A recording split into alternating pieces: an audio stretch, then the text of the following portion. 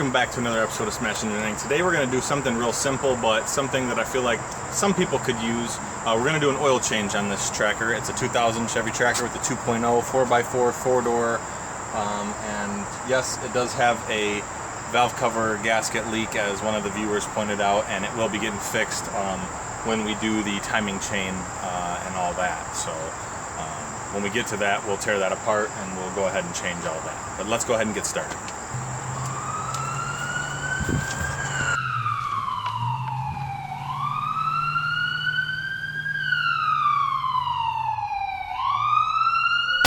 Smash Engineering.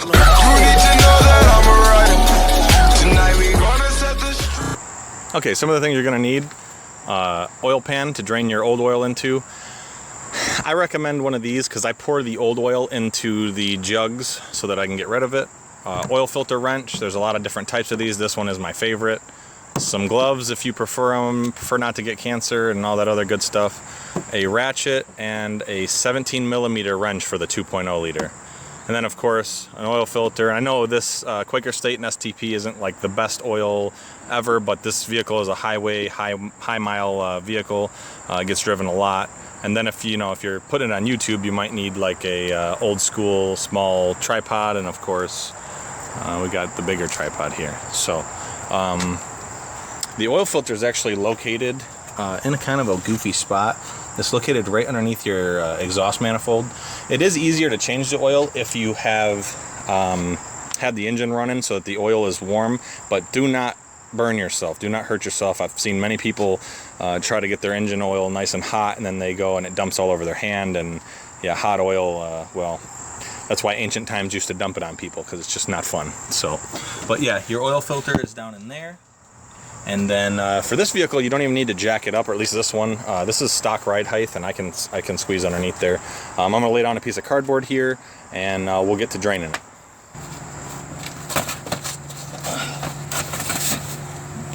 Oh, hey there, YouTube.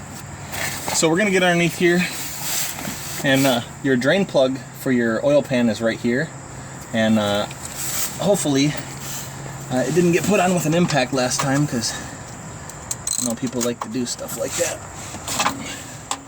Not too bad.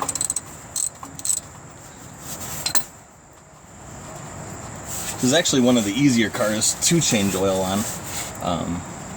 So if you're ever wondering if you just bought one or if you own one and you have, you pay to have the oil changed, it's super easy to do yourself. So I definitely recommend doing it yourself. So we'll go ahead and let that oil drain out, and we're going to go up top and remove the, I think if we slide it all the way to the edge here, we'll be able to catch any oil that drips off of the oil filter. So let's go ahead and move up top and take the oil filter off. Another thing I forgot to mention when I was listing off the tools you'll need to do it, I always recommend safety glasses for no matter what you're doing. It's funny, I've been wearing safety glasses at some times and had piece of rust fall, oil splash, whatever, and it splashes right on the lens. That could have been in your eye. And I've had 2 eye injuries, one from my child and one from a spring on a brake caliper, where I had to have actual surgery done. So take it from me, wear safety glasses, always err on the side of caution. Keep that smash theory in the back of your head, because some moronic activities solicit harm. Alright, so we're going to come down in this angle here. I'm going to pan over here. I already showed you where the oil filter was. And this tool makes it really easy to just get on there and just do some real small turns just to loosen it up. And then you can go in there with your hand and finish her off.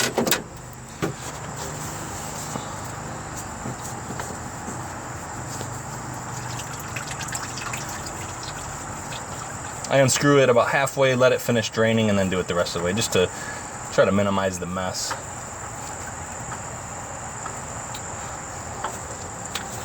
Okay, so we got the old one off. Now while it's draining, I'm going to go ahead and grab the new one. We're going to put a coating of oil around the new seal and screw it on there, and try not to get anything to fall down inside of it. good. Okay, so I got my new STP oil filter. If you get an oil filter, make sure you take this off if it comes with one. This is the first one I've ever seen come with a cover on it. I do like that they're doing that to keep contaminants out of there, but make sure you take that off. You don't forget, because, well, you just won't get the oil flow that you need. So we're gonna pull that off. Make sure we get it all off. There we go. And then it's nice and clean. Also, always check your threads down in here. Just visually check them. I did make the mistake on a Chevy S10 of putting one on with bad threads without knowing it. There was actually almost no threads, and as soon as I started the car up and went down the road, it blew off and of course blew my oil everywhere. It didn't ruin the car because I noticed the oil pressure light come on immediately and I shut it down, but it's just something to keep in mind. I'm gonna go ahead and take the new oil, and again, I know Quaker State isn't the best in the world, but it does the job. I'm gonna pour just a smidge down in here, and then purposely pour some onto the little hole area, like that. And then I'm gonna take the part that I purposely poured over, and I'm gonna put it on my glove and just coat that seal nice and even, just to make sure, because if the seal doesn't have any lubricant on it, it can grab the steel and actually fold the seal out, and then you'll lose oil there and oil pressure. So just make sure you got a good seal on there. Also, make sure your old gasket came off with your old oil filter, because they can get stuck on there. You don't want to double gasket this. So I'm going to go ahead and cap this off. And there is a little trick to getting this down in there, because you can't physically see the threads, but they are up in there. So what I do is I cover this with my hand and I bring it down in there, and it's kind of a two-hand job here. I get it where I got it, and I kind of feel with my thumb to where the threads are. You got threads right there. Kind of line it up and get it threading on. Make sure you're not cross threading. Not the easiest thing to do with an oil filter, but it can be done. If you have to force it, something's probably wrong. Okay, get it on there nice and tight. And I just tighten these by hand. I don't ever tighten them with a tool or anything, because, well, for one, when you go to take them off, they're a pain in the butt, but just tighten it by hand. If your hand's got oil on it, dry your hand off, and then make sure you get a nice, good, snug fit on that. I'm gonna go ahead down to the bottom. I'm sure by now the oil's done draining, and we're gonna stick the plug back in, and then we're gonna go ahead and fill it, and then we'll be just about done.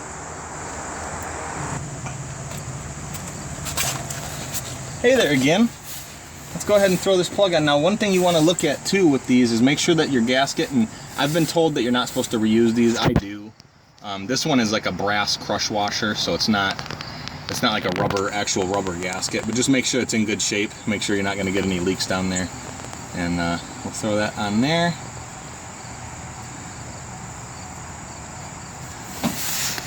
And then, yep, that's done coming out.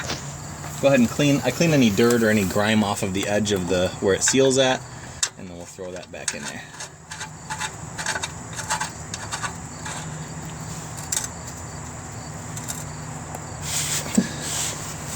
And then here's our old oil.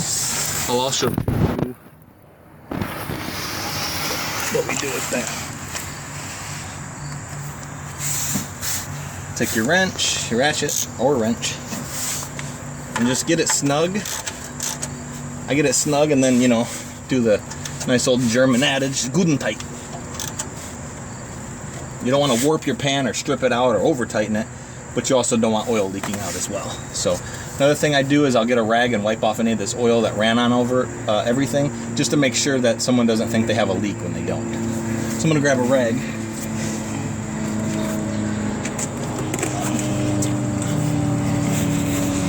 Just give everything a good wipe down. Yes, the oil is perfect if you live anywhere in the Rust Belt area, or anywhere where they use salt on the roads in the wintertime. This little bit of oil you get all over everything, it's not bad for it.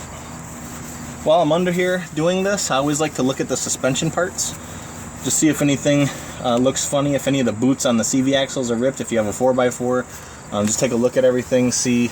It looks like we got a leak starting out this side of the axle here. It's not a terrible leak, but it's something we'll probably want to keep an eye on and eventually change, and just make sure the level stays high enough in there. But I don't see any other issues down here. Don't see any major rust or anything to be worried about. No other leaks, no other drips. So we're gonna go ahead and move up top, fill it up with some oil. Okay, now we're gonna go ahead and take off the valve cover oil fill cap here. And yes, I'm using 10W30. Use whatever works best for you. In our climate, 10W30 seems to do good. Plus this is a high mileage engine. Plus it's an old engine at that. So we'll go ahead and fill her up here. See if I don't embarrass myself and dump it all over the engine like usual. Seeing as how I only got like 11 subscribers, I can only embarrass myself to a small audience at least. By the way, if you're liking what you're seeing, go ahead and give us a like, subscribe below. It really helps. Leave a comment, share it on the tracker pages. I know I have someone that has been sharing my videos on the Facebook tracker page. I really appreciate that. Actually got a lot of input. I do have a Facebook. It's not really, I don't really use it a lot. I'm so busy, I don't really get on there a lot. But it's Smashman on Facebook. So if you could just, yeah, go ahead and share this, or maybe even the other videos that I do, something that may be more relevant to the people you're hanging around or talking to or on a forum with. But I do appreciate you guys doing that for me. It helps out more than you know.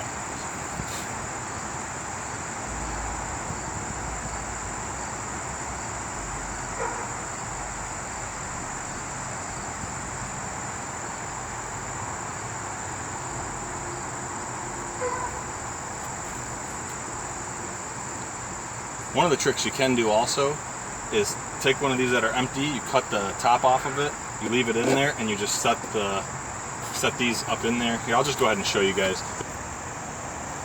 Alright, I was looking for a razor knife, didn't find one. We're gonna have to make scissors work. We're gonna have to improvise. Scissors work just fine though. It's just simply, you just poke a hole in it, and then you take the scissors around it. This is gonna be a real sloppy version, but you get the idea.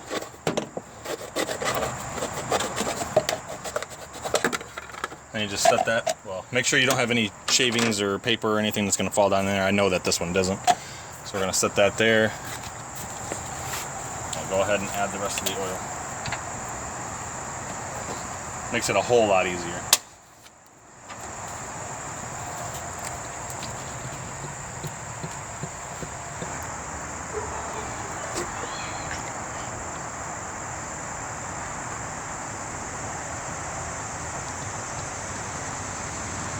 Now, I'm not sure how many quarts this engine takes. I did know at one time, and I apologize for being unprepared. I should have known before I started recording this. However, I can't look it up at the moment. So what I'm going to do is I put 4 quarts in, and this is kind of just a good rule of thumb if you don't know. Put just under what you know it takes. I know for sure it takes at least 4 quarts. And then you can start checking the oil through the dipstick tube and get it right at where it needs to be. Go ahead and pull that out. Use a clean part of the rag. Clean that off. And I guess if you've never checked your oil or don't know how to, if those of you who are new drivers or new to doing this type of thing, I don't know if we can get a close-up on there, but you can see there's a hole here. Is it focusing? There's a hole here and a hole here. You want it to be, you know, anywhere in there is considered the safe zone. This would be low, and this would be, anything over it would be high. I like to get it right up to the top hole, just to give you the most amount of oil. The higher amount of oil you have in the engine, the more cooling you get, the more lubrication you get. If you're running to, you know, if you do off-road these things, and you're getting sideways and willy wonky and all that, you want to be able to have oil in that pan at all times so that the sump never runs dry. So we're still a little low. I'm going to go ahead and add half a quart. Let's see where we're at.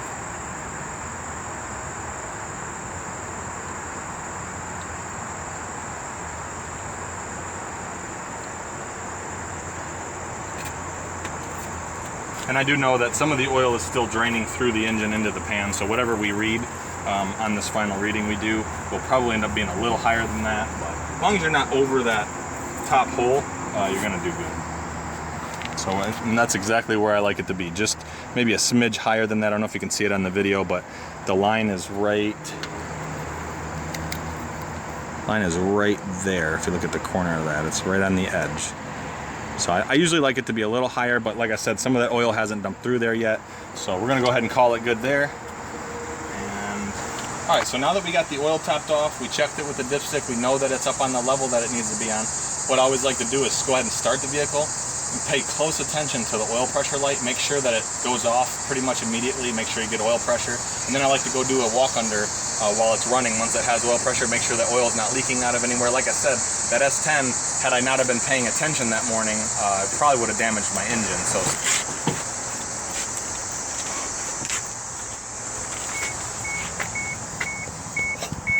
all right.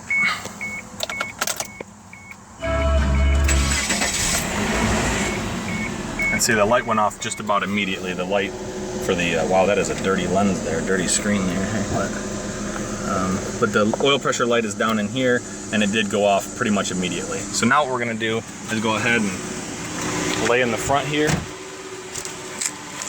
And just make sure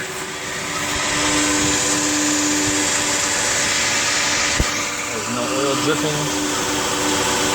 There's a little bit of noise coming from the timing chain, it sounds like, which we're getting ready to change here quick, and we will be making a video for that.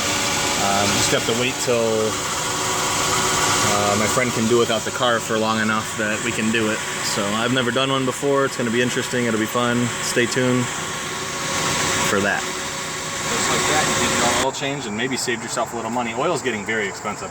The reason that my friend picked up this Quaker State, it was like $28, $28.99 for this oil change kit at our local AutoZone. I did not realize that even cheap oil is like, where we live, is like almost $7 a quart. So this stuff was, I believe, $7.49 a quart, but if you got it on the deal, it comes out a little cheaper. Plus you get the oil filter with it in the package that they offer. So, you know, use whatever oil you're comfortable with. I'm not sponsored by them. I'm not recommending you use this oil. I'm just saying this is what they picked up. It does have some decent qualities to it. That oil that we just took out had about 5,000 miles on it, and it was dark, but it wasn't the darkest I've ever seen. So again, on an older car like this, you can kind of use whatever you want, but 10W30 is the way I like to go on it. If you like what you're seeing, go ahead and, like I said, subscribe to us, leave us some comments what you'd like to see next. I'm trying to convince my friend to let us turbo this for you guys. Not really on board with it yet, but we do have a turbo, and I was showing my friend some turbo manifolds for it that they offer on, I believe it's on eBay. The biggest issue I run into, and please comment below if you're watching this and you know anything about this, you have to use a mechanical fuel pressure line adjuster. I forget the exact name of it, but it's got a 3-letter acronym for it.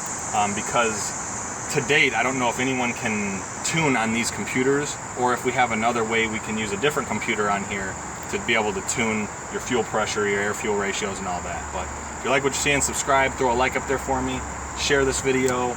This is how you do an oil change. Put your cap back on, of course.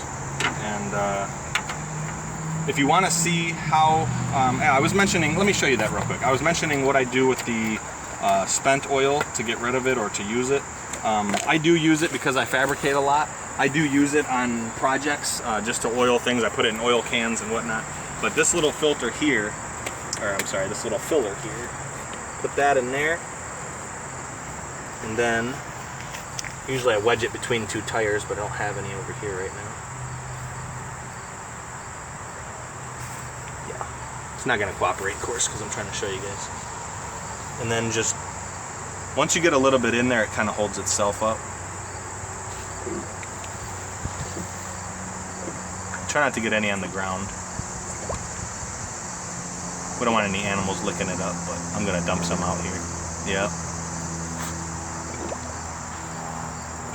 So anyway, I pour it into the jug, and then when it's all empty, I wipe this out. And then I take the jugs, I wipe off the outside of them, put them on a shelf, make sure I note that they're old oil, and then you can use them to lube things like bike chains and that kind of stuff.